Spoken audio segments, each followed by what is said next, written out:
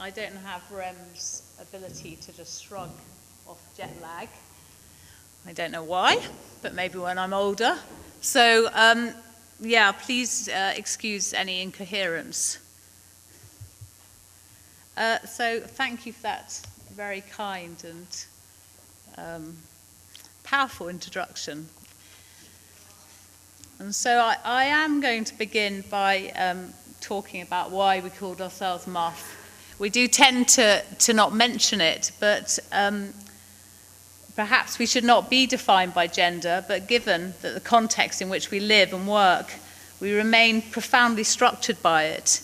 And our naming the office MUF was intentionally underscoring this recognition and, in a sense, to remind those that commission us and don't commission us that we know we know where we are.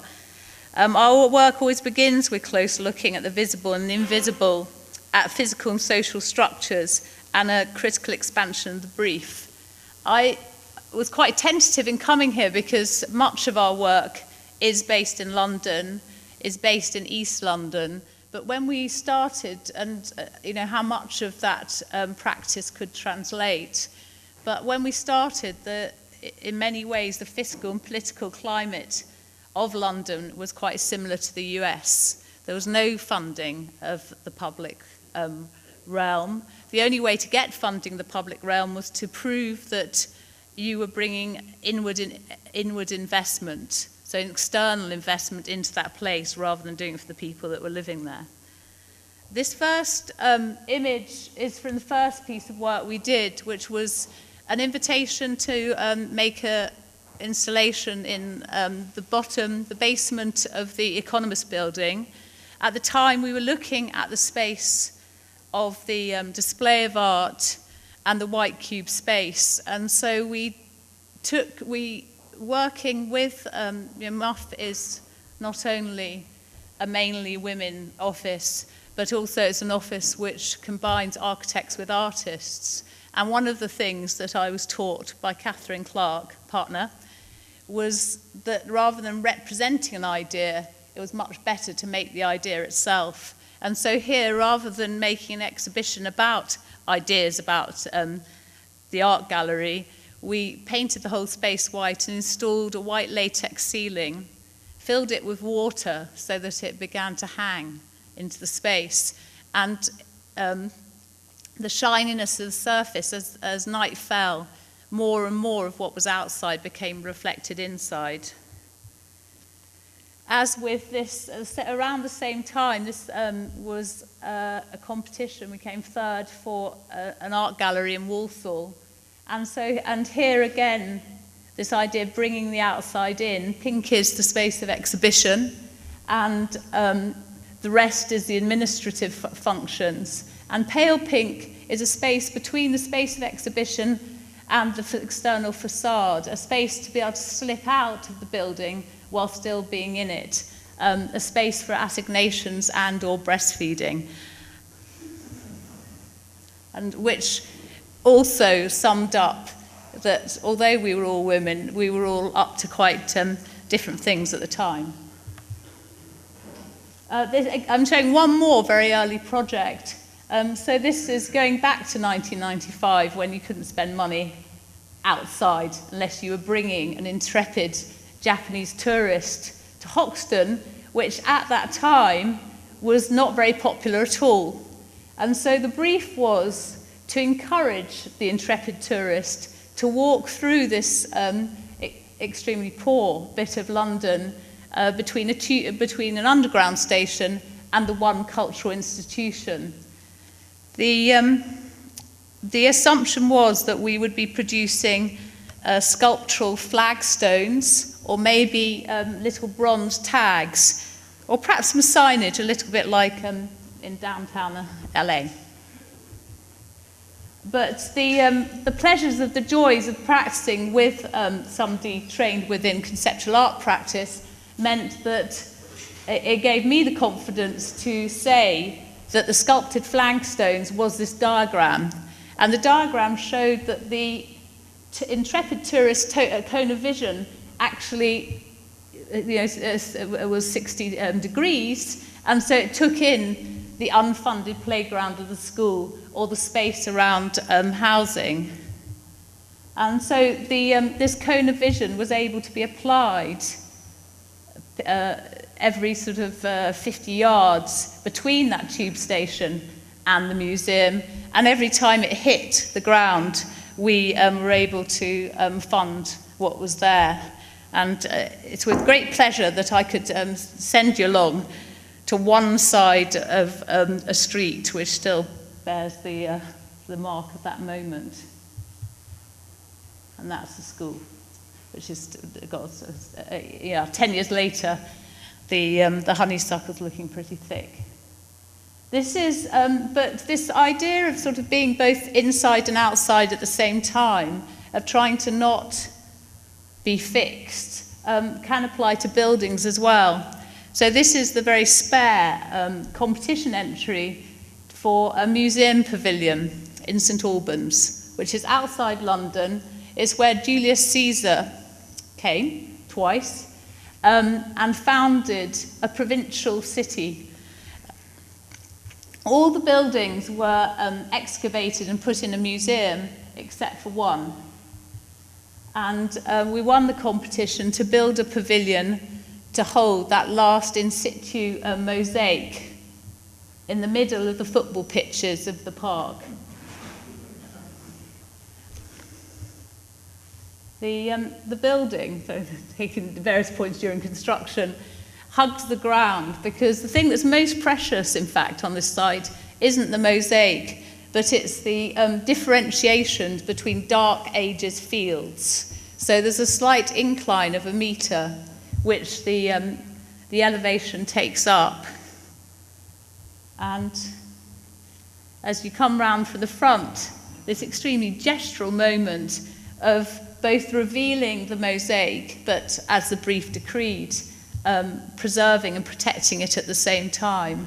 And so revealing it with a mirrored soffit and protecting it with cast concrete panels embedded in oyster shell. The choice of using oyster shell was the sort of pleasure in the possibilities of reckless trust. So 3 years later, it still hasn't been graffitied. Touch wood and whistle, but and I don't know why it is. And so the choice of oyster shells, both crumbled and also placed inside out, was the idea of interfering with the solidity of the form of this little pavilion. See it inside, extremely plain, where the rosettes that are cut on the external panels then get repeated with the painted inner skin, so that you just get these little framed tastes of what's outside. But when you're inside, of course, the mirror reflects the park. And so that pleasure in the idea of these two coexistent municipalities, of the current bylaws that means that the football pitches are painted every year, and the other municipality of 1400 years before, but is somehow sort of played out and held within the design of the building. But what we tend to do is rather less buildings and more urban strategies and public space. So I'm just going to whiz through a couple just to get, in a sense, the way that we tend to approach these. This was a commission to look at an area which sits just to the east of the Olympic site. So, I've got to get my little pencil. Yeah, hang on. There, that's in fact the Olympic site. And this was an area which had been given 60 million. So we're moving on now. Labour's come in. And in many ways, the interest we had in participation and very much finding the client were beginning to become an orthodoxy. So areas of Britain had to prove which was the poorest, had the greatest deprivation, but also which had local residents who would be sufficiently involved in making things happen. And this in East London was one of them. It was an area which was extremely polarised because of the residue of 19th century infrastructure. So perhaps in the same way that the anxiety around the freeways now, it was played out in London with the carving up with railway lines and roads. So the blues are areas, neighbourhoods that don't tend to cross at all. And in the centre of it was a large park, which was actually seen not as amenity, but as something to avoid. And on questioning, where does one go in this area, everybody plumped for the cemetery. And it was quite easy to see why they plumped for the cemetery, because it was both highly managed, but very much free. There were choices about whether you made your large capital investment in a marble gravestone, or whether in other situations there's plots which people garden. And so this idea of cared for spaces became an idea about a ripple effect, where instead of spending the funding evenly, it should actually be hugged close to existing institutions such as schools and then ripple out. One of the key projects was, and one of the largest things which was separating those neighbourhoods, is a 6-metre high elevated sewer which runs east from Hackney all the way to the river. I'm going to assume that you're all keen travellers and so know these places. And so this 6-metre elevated sewer, which had a single small set of steps up and down, sat just to the north of that large park.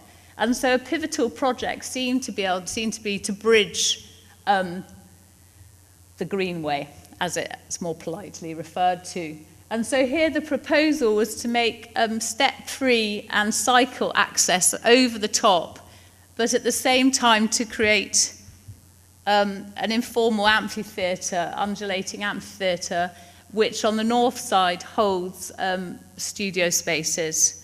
And this has got planning, and we'll see. And if you look carefully, you can see actually even pre-Tate Modern, don't know if anyone's heard of that we have slides. So there's the opportunity of going down on slides. Here's another invisible project that I think is important to mention, where the next thing happened in that particular area was that we were asked to look at open spaces which weren't parks, with a particular emphasis on young people as a snappy title. And so what we did was we went across the whole borough through both formal and informal interviews. And what was interesting was that it was the adults who identified, when asked which open spaces should perhaps receive some investment, every time the adults identified large areas of grass, and every time there was no chance because they had already been sold off to private developers because of its proximity to the Olympic site, or other deals were being done, and so they were effectively blighted by their own success. So nothing would happen there. Whereas the younger people, and this was a group that we didn't meet at an informal meeting but bumped into, they selected the in-between spaces, so perhaps similar to that previous project. And they described this space, which was a pedestrian bridge over a railway line, as absolutely ideal for young people, being as it's between home and school, so you can truly say that you're on your way home, even if it takes 3 hours to get there. As young Muslim women who, when asked further, we went and met them at a youth club about their experience of public space, they said it with a sweetly patronising air, if you're outside, they'll think you're a hoe. I think that's an American term. Yeah. And so I said, well, how do you go outside? It's okay if you've got a shopping bag. And that's quite, what's interesting, Neil will know this from a friend of his who did a lot of work about the female flaneur in 19th century Europe, was that the department store was the only place where they were allowed to be, so it's being still played out in Newham. And the number 2 special place was this underpass below a road, because again, it was on the way to the cinema. And so this idea of destination and the idea that the route and the distance shrinks with the sense of where you're going, which they suggested could do with some chandeliers and seating. But that, interestingly, these projects seem to be being taken up by the local authority. And here's a group of young men, boys, when asked why they were playing in the skip rather than in the what's referred to as a cage area for football behind. They said it was too wet and it needed a roof. And so we, ever obedient, produced a scheme for roofed football pitches, which apparently had never happened. And this has got funding. Sadly, I think the borough engineers have got rather excited, so it might look slightly different. And we hope it will work. 8 metres, quite high. So, I mean, it's sort of, those tales are frivolous, but it is interesting, the accuracy, if you ask open questions, and don't ask people what they like, or what it should look like. We never ask people what things should look like. And it's interesting how, I think St Albans is a case. So the museum was, we'd won the competition. Then there was a large, much more than a number of people here, group of a public meeting where it was questioned, this concrete that we were proposing. And there's just a knee-jerk, I said, well, it's going to be made from oyster shell. And there was this perceptible sort of, which I think is the only time anyone's really asked about materials. But of course, the Romans used oyster shell in the earliest Roman concrete, uses oyster shell as an aggregate. And in fact, we had to do no excavation with that project because you couldn't dig below 15 centimetres, 6 inches, without getting permissions. But so right at the end, so we used micropiles, everything was just held just above the ground. And right at the end of the project, 1 trench was dug for the electrical connection, and it was full of Roman oyster shells. So trust your instincts. I'm now going to be rather brave because and show this piece of work we've made for Pittsburgh. And so here, the close looking was very limited. It was a 4-day visit. The project was not to work with young teenagers, but with 18 museum directors who and other cultural institutions in Pittsburgh who have got together to do something called the charm bracelet, because it just so happened all their institutions are on the north side, which is the poorest, the place where flight, and mainly white flight, happened first. But because it was once the richest, it's where you do find the Science Centre, the Warhol Museum, the Children's Museum of Pittsburgh. And so they grouped together with the idea of promoting Northside as a family-friendly neighbourhood. 3 months later, the first very large casino has been moved there. But I mean, this project, so what one does as the architect when working in these situations of regeneration, and perhaps the urge to do something and the urge to build, but also having to think about doing the right thing, I think is played out here. And so our proposal is tailgating as municipal housekeeping, which I'm going to talk about in a second, because, I can get my pen now. There. So that's north side. This is now downtown, looks quite similar to LA. And then this south side, which is where the students, I don't know if you made that south side, where the students hang out. And the university's up on this side. So So on the icon, sorry, connect.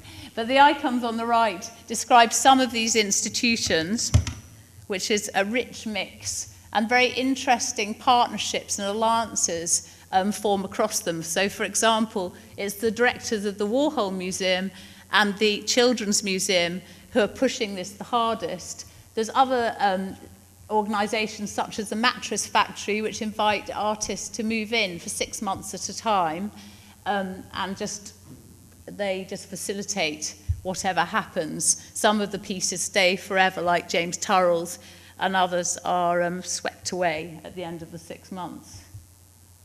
And so on our first visit, what's important to see is the way it's absolutely cut by the freeways, and so really isolated. It was once a separate city to the rest of Pittsburgh, but called Allegheny, but Pittsburgh annexed it. And people remember this. And so behind the freeways is this rather sleepy island, a lot of vacant lots. Very few people, just a few manifestations of who's not there. And then surprising moments, again, of reckless trust, just like the oyster shell. So this is where Gertrude Stein was born. Somebody keeps them. And the wilderness that exists cut by the freeways, a strange little hillside covered in trees. But on our first day, having never seen such a thing, we came a day before the official presentation. So 4 practices, or the rest are all American, including Doug Sussman from LA, from Santa Monica, were invited to take part. And so those few photographs I've shown just now were our first walk. And then we found, under the freeways and the railways, what for British eyes was absolutely extraordinary, because Pittsburgh is the home of the Steelers, and it was a match day. And so suddenly the death of the American city seems to be utterly challenged, that there's all these people barbecuing, bringing the very same people who escape the city to the suburbs, bring the suburbs back again to this hostile environment. And so we were profoundly moved by this, and we took this as a model for an idea about how Northside could be revitalised. The idea that you could take the properties of tailgating, the idea of both the temporary occupation of spaces and the idea of bringing the things that aren't with you to make it work, with municipal housekeeping. Has anyone heard of this? It's American. No? Nobody's heard of the municipal housekeeping movement. Well, the municipal housekeeping movement, which was coined by the General Federation of Women's Clubs at the end of the 19th century, beginning of the 20th century, referred to women's responsibility for the social and physical well-being of their communities and to the larger urban world. Just going to get to it.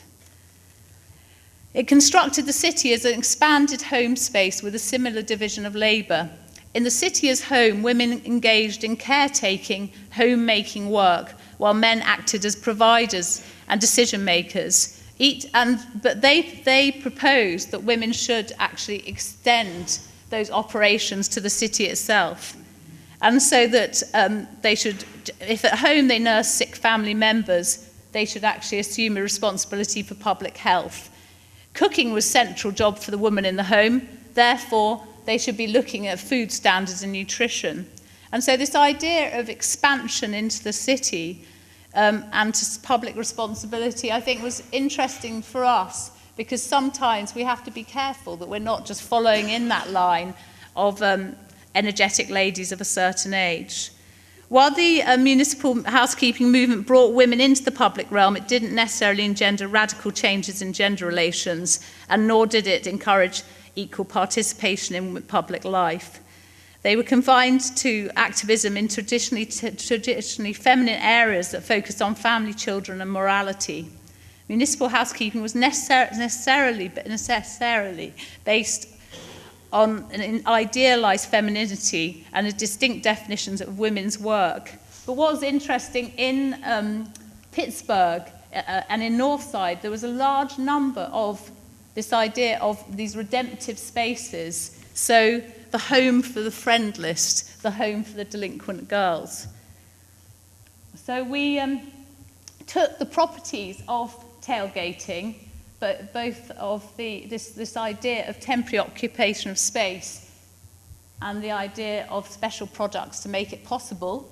The sipping cushion, that means that you can take 3 litres of liquid into a game, or the idea of this expansion with the Insta-bench.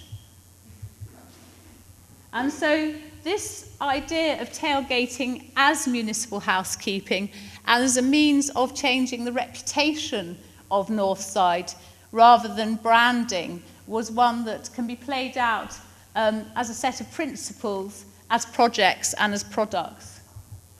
And so these are just drawings to prove that they can happen on the scale of the city. And everything's very crude because I left before it was all finished. But what we're presenting in Pittsburgh is this polemic and then a series of examples. So, for example, exploiting those 60,000 fans that come only for 8 days a year by actually infiltrating them with both the activities of the charm museums, but also local traders. That if they really want it to be a family district, then rather than the divisions in the education system, which means that there is de facto segregation, every school will have to become a charm school with the actual effect of the change in the curriculum. That there should be a sort of a new take on gentrification, because it is the activities of the museums that will raise land values, but it's the raising of the land values which can flatten out the pleasures of the city. And so we propose that they should buy as an endowment both vacant lots and properties, and construct joint ventures with traders who will not be able to, who will be priced out. That the mattress factory and the Warhol Museum should take total responsibility for public art in the area, in the whole of Northside, and that this can become a free speech corridor. It's strange things coming from Britain, that, for example, the car park that's used by the theatre belonged to a church, who then insisted that they read every script for examples of homosexuality, drug taking, and sex, which coming from London does seem extraordinary. And so this is a proposal for actually taking up some of the width of those unnecessarily huge 60 streets with a strip which can be used for parking when there's productions going on and for other activities between them. Interestingly, there are examples of tailgating as municipal housekeeping actually happening. So this is a coat drive in the park. That we found it interesting to actually take on the points of conflict. So there is a very energetic local residents group who want to bring the park back to its historic best and don't want anything new to happen. So we propose historical incident playgrounds. And so a playground made of real and artificial trees to mark the cutting down of the original forest to make the commons. Sorry. The basketball pitch come lake. There's extraordinary history of a swimming lake which was filled in because of race riots in the 30s, and basketball pitches were put on it, and then in the 60s a miniature version with the same footprint was made there. So a basketball pitch which occasionally erupts with a fountain to mark the lake, to describe that hidden history. a safety zone for one of the less popular schools, which actually sits within this park, the area called the park, which is the idea of taking one of those charms, the aviary, and through a combination of habitat and actual structure, creating a safety zone around it. Taking that to the mountain and actually by fencing it, naming it as another park, and making links through an extended cultivated strip to the eco park, which goes around the Science Museum, and then a series of our own products to take their place in the Tailgating catalogue. A sun bouncer to bounce sunlight into air. Yes, this is an extraordinarily miserable public space that sits behind the one large building that was built in the 70s. A double-sided stoop to sit on the factional sections where different neighbourhood groups come together, that such is the population, there's these tiny areas of gentrification, and it's very notable that meetings about about parks and historic restoration are mixed, mainly white, and meetings about affordable housing, drugs and shootings are not. And so the neighbourhood community groups is shrinking ever smaller.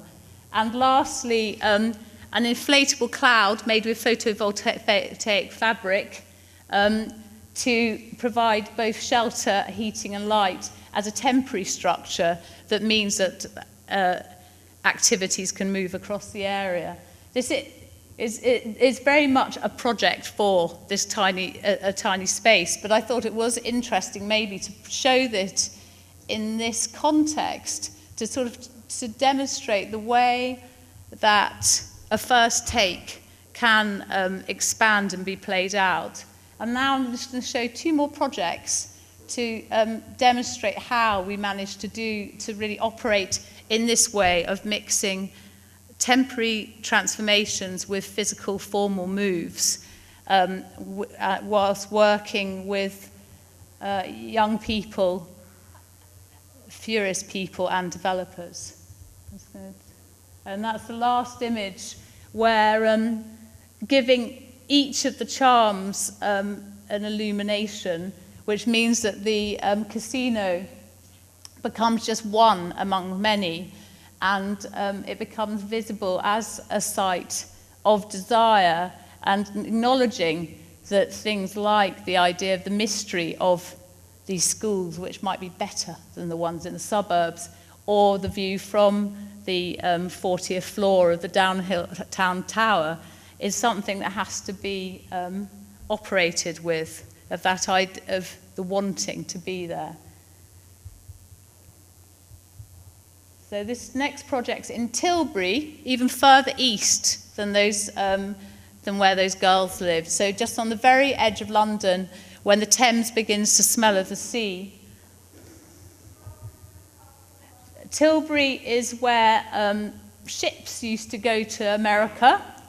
There's a fort where Queen Elizabeth I said goodbye to the soldiers, the sailors going off for the Armada, and it's steadily being reclaimed from marshland and a population which came to work in the docks. We were invited to be interviewed to design a new park for a housing estate in the middle of this situation. We found there was casual horse use, but then on the first site visit, we discovered there was horse dung actually within the space for this new playground for this community. This was something which hadn't been referred to in the brief, and on questioning, horses were seen as a nuisance. The first thing we did when we got the job, and I think the reason we got the job was the noticing and the celebrating the fact that there were horses within this urban situation, was to organise a gymkhana. I don't know whether I'm imagining it does happen in the States, of these idea of consultation days, where there's this attempt to create a party as if it's the only way anyone's going to be engaged about their future. But what we did here was we got a number of the children who lived on this estate to take part in an extremely pucker gymkhana, with the intention that by formally taking up the space of this leftover area, it established a snapshot for the future and also an ambition of how things should be played out.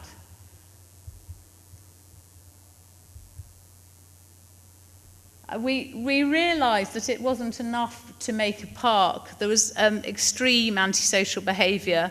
This open area was used for stealing cars, driving them there and setting a light to them. And so some other work had to be done. And so we got funding to do a research project about housekeeping. And you can't read it, but this map is filled with interesting information about land ownership and common rights of common grazing. We worked with a group of young people just thinking about the place of the horse as being an unofficial inhabitant. And they made photographs, visited some of the local events, and the photographs became posters, which were put up in bus stops. And there is the underlying sort of voice which says, what makes a place feel like it's yours? Does a field need a horse? Does a horse need a field? Because these very naughty and quite uncharming young people also were being progressively pushed out of the public realm. Totally Invisible, there's a lovely wooden model of this in Pittsburgh. But so the plan, the scheme, became the sense that this was very contested ground between young people, older people, little children, and the horses. And so the space was divided up into an under-5s area, an area big enough to play football, but without football, any goals, so that it could be for other things too. Taking the playground and separating it into a series of, I'm going to get my pen, of individual areas to play, so that no single place could become stigmatized or taken over by one single group. And lastly, a professional-sized dressage arena. And this was, this intentionally excessive move to take a fifth of the ground and give it to probably 5 people out of 500 people that live there was questioned, but accepted. The areas are separated by trappians, so those are mesh cages filled with rocks and earth, which, when it rains enough, mean that they look very grassy and soft. And when it was finished, the first person came along with their car they'd stolen to drive into the middle of the area and set it alight, and they were knocked unconscious. But but also this idea that the thing which separates the different areas of ground is also something you can walk on. With due reference to the tradition of 18th century landscape tradition of the ha-ha, of an infinite landscape that belongs to you, played out with these girls. And there's the dressage arena, the area around between dressage arena and place for play being a meadow. And at the when it was completed, Catherine who'd led this project, got back in touch with that group of teenagers and led them in a procession from that fort back across the marshes, over the bridge, through the town, and for a little rampage. And that's the full that was born in the dressage arena. I'm going to show one more project. Is everyone awake? Yeah. And then maybe I might even return because I was speeding through. So that is working with young people, a contested space and some horses. But this is now working with developers and private investment. So there's a project in London that was called the Mayor's 100 Spaces that's now turned to the Mayor's 50 Spaces of 50 new public spaces, both in the centre of London, so Trafalgar Square, but also in the periphery. And we were commissioned about a year and a half ago, 2 years ago, to design the furthest easterly town centre. Barking Town Centre, it's a red dot. So that sort of Tilbury, which we just saw, is about kind of there, and Newham is there, so it's in the centre between the two. Barking is a strange place that's been absolutely ravaged, both by bombs and the projections of, lastly, 1970s master planners. It has some ancient monuments, an old abbey, and now it has the new energy, which is going for public-private funding to make things happen in London.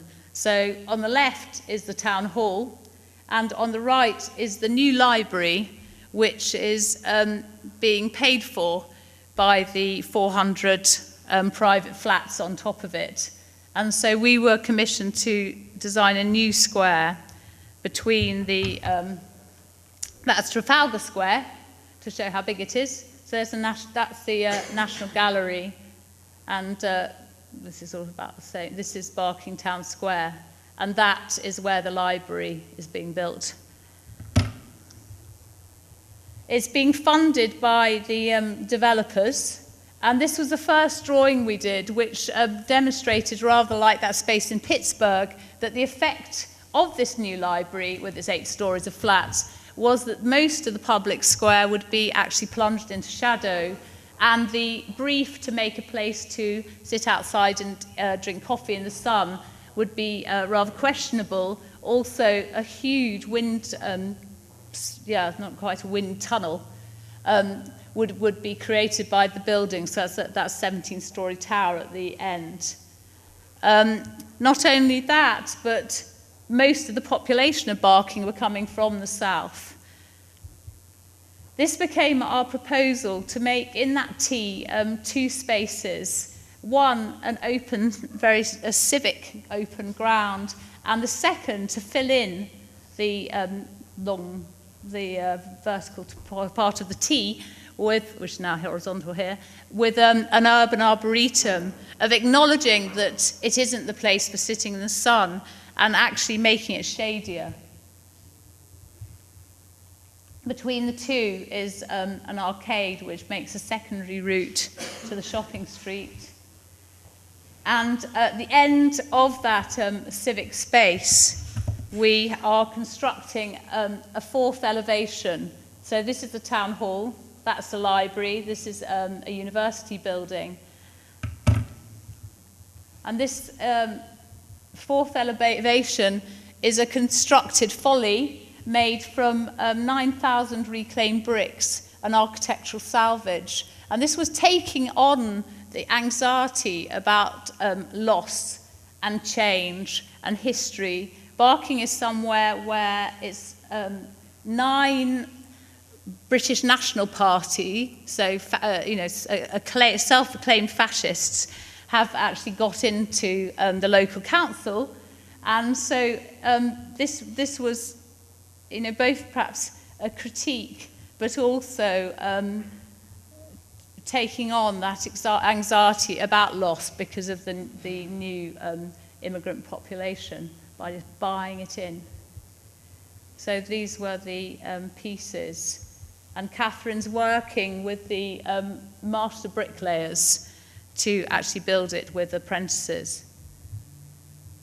This this is a sense that earlier work that we did where we tried to sort of talk to everybody has been taken over with instead very focused pieces of work. So in advance of the Secret Garden, as it's called, she worked with a group of performing arts students from the local college who playing with fantasies about what that space might be.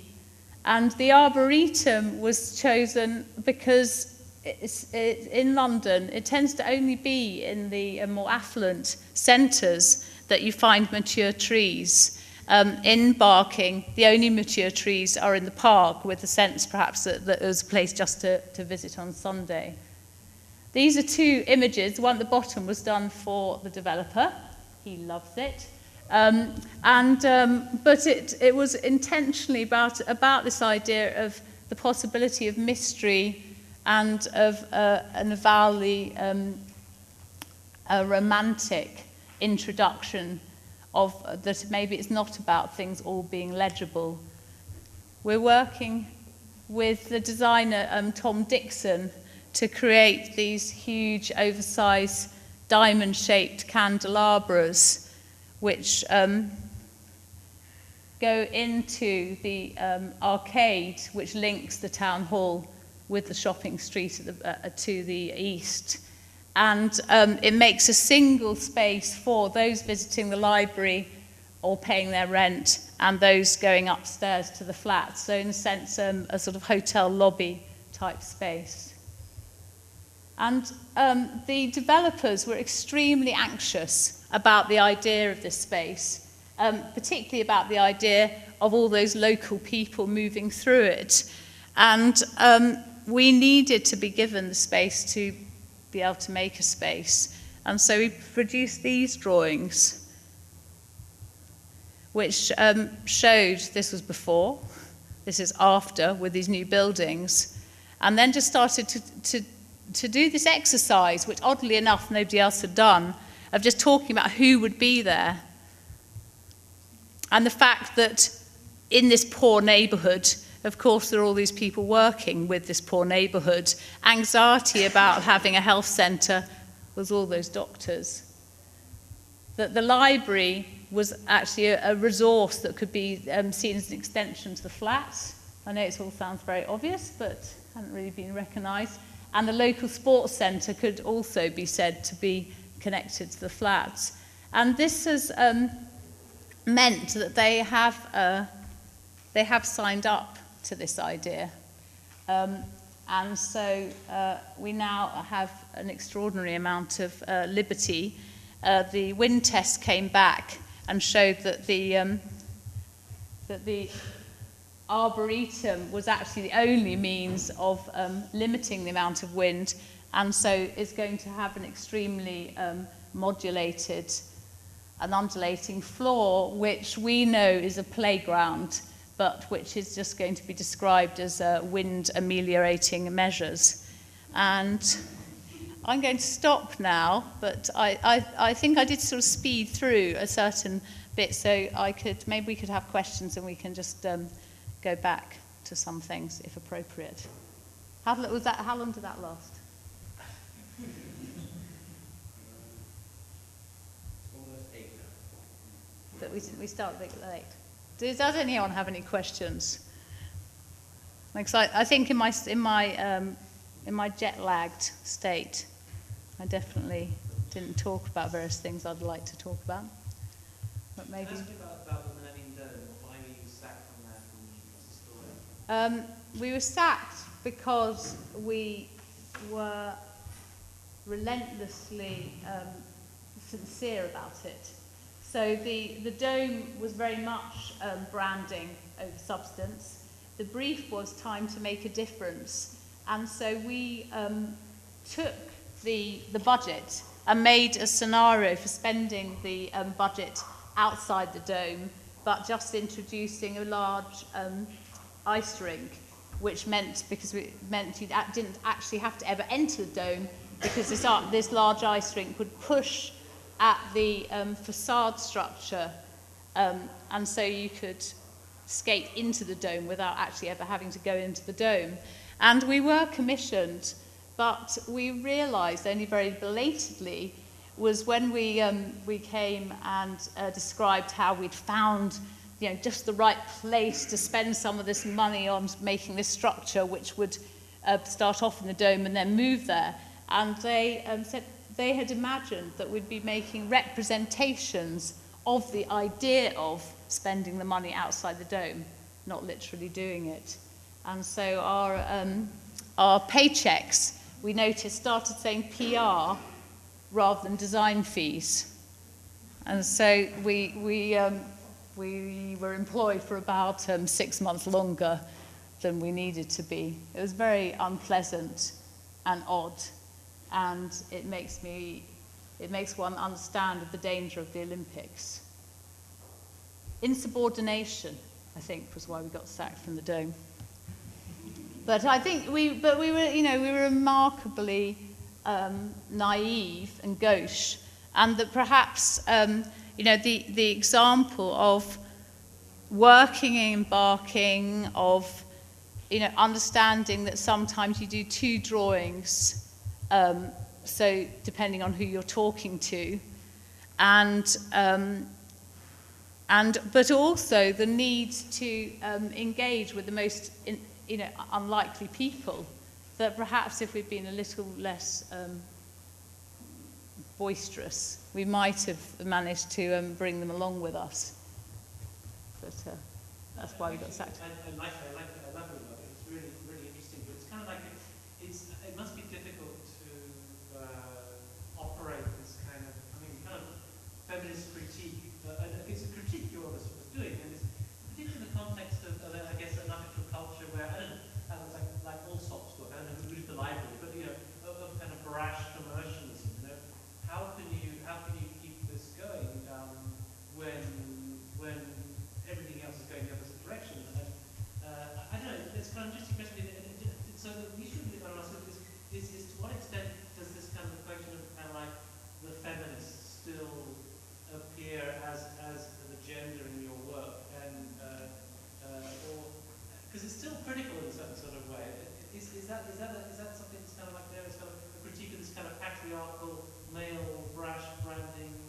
I don't think it's so knowing, and in a sense, with the tailgating as municipal housekeeping, that's all branding. It's giving them an idea, a sort of mode for operating where they can almost do anything, so long as the museums are extending their operations beyond their front door, and they use temporary events to test the waters for the future.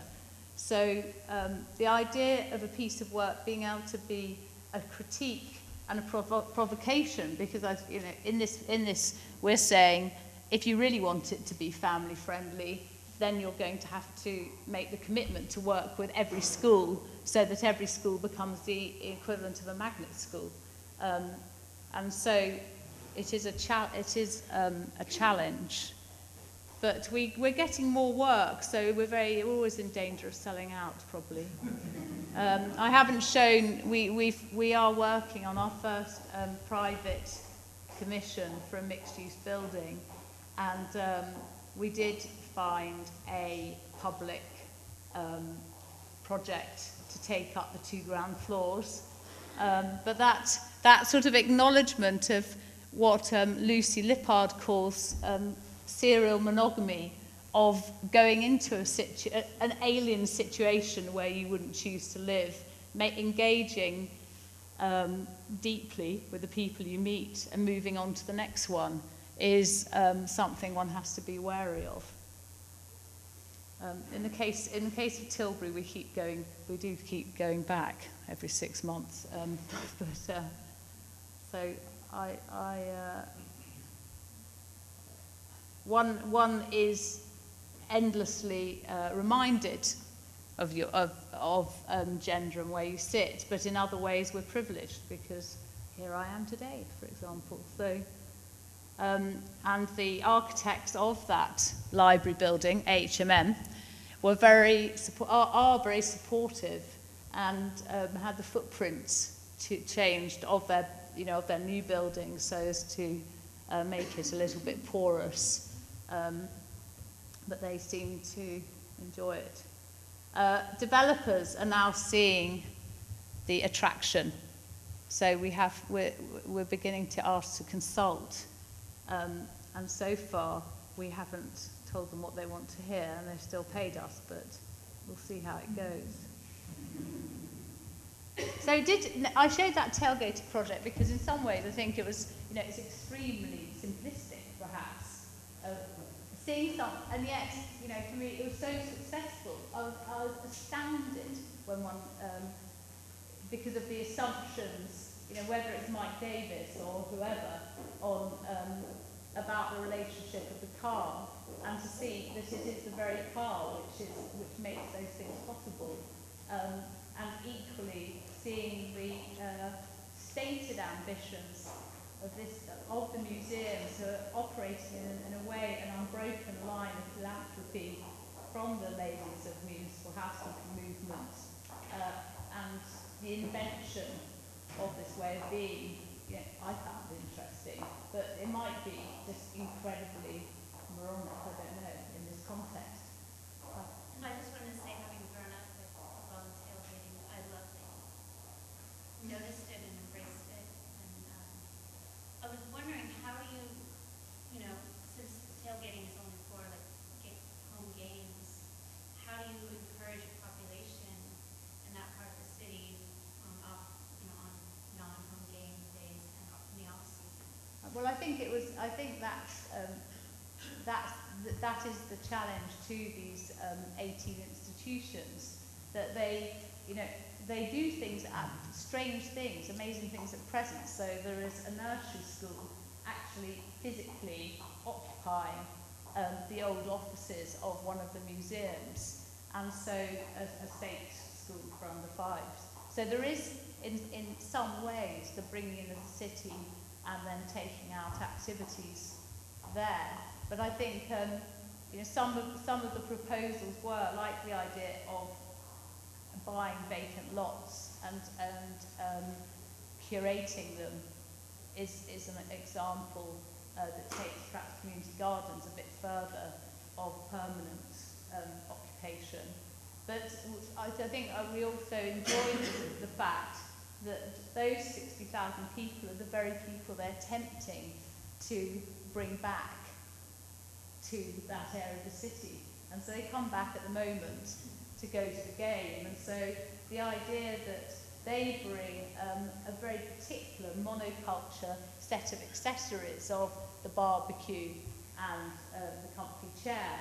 And so the idea that they might be overlaid with both the sort of cultural knowledge of the museums and local traders is about potentially mixing things up. And so there were proposals in there like, just some pictures of the models, that the Science Centre is the only place in the whole of America with one particular program, a planetarium, a digital planetarium, which can be projected to the underside of the freeway. So it's sort of looking to see what the resources are.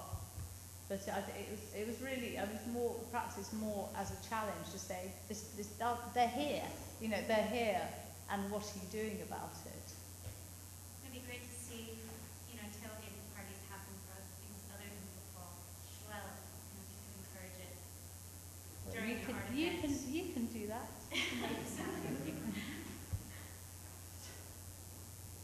Hi. Is it again, congratulations on the work. I like it very much. But, and this may be, I'd like to hear your comment on this, where you might be torn some, that in a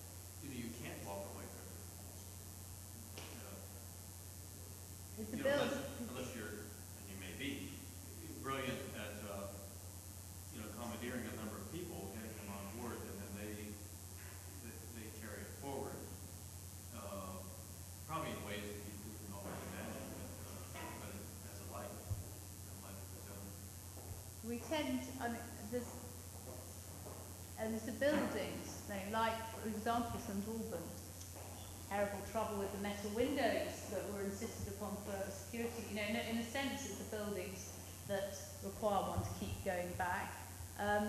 But it's the discomfort about not getting it right, that the first that if the first readings aren't right, then it will be very wrong, and that it is the accuracy of the first readings that tend to ensure the success of the project as it's played out. But in the case of Tilbury, throughout a very extended design and building period, 2 years, when the project was done with the young people dressing up as horses and testing the ground, we kept saying, you've got to have a gardener. You'll have to have someone to look after it. It's going to be destroyed within a day. And the contractors left site, and it was immediately covered in broken bottles. But luckily, there was an official opening for the leader of the council. So suddenly 20 gardeners and cleaners came to tidy it up. But it was an opportunity for us to actually speak to the leader of the council, and we did successfully lobby. So in a sense, it's, yes, if you're going to walk away comfortably, you do have to construct some other piece of architecture to take your place, or the first thing, or don't propose that sort of thing at the beginning. So yes, you're right. That invisible social infrastructure does have to be put into place. And in the case of the, do apologise, but maybe everyone had enough anyway. In the case of the arboretum, which I didn't mention, it's actually going to be a literary arboretum with the trees adopted by the library. And that, in a sense, it's a parallel space to the interior space of the library. So in every project, you're right, we do go looking for the guardians of the project after we're gone. So that's part of that, in a way, that is part of the architecture, is to go looking. Because otherwise, I mean, don't you feel, maybe when one makes, designs maybe a house, there are many architects who get absolutely furious with the client for not living in the house as they were designed to do. And so extremely respected contemporaries of mine, I've been taken around before the furniture arrives, before the client's own furniture arrives. And so in a sense it is, in a way it is even more controlling this attempt to predict how it's going to be used than the most extreme minimalist who doesn't allow flowers, bricks. But you could also, maybe you do, accept for certain aspects, the long haul, in a sense of, which would be a rather unique and sort of startling role for the designer, and not in a, with the idea of controlling it,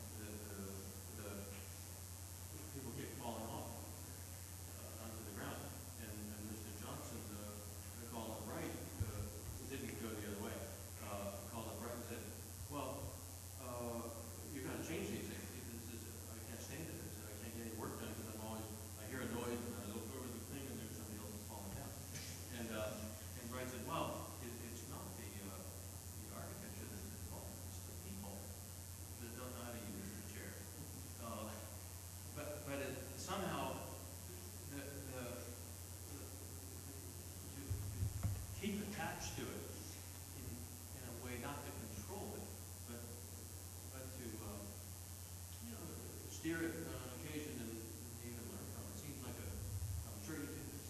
Yeah, it's a rich man's game, though. I mean, to be able to spend, Yeah. you know, in a way to be able to spend that much time. And also, in the case of Tilbury, the dressage arena was made for the first year. The key, there was a key, and lucky, it just so happened that one of the blocks of flats got a concierge, so the concierge looked after the key.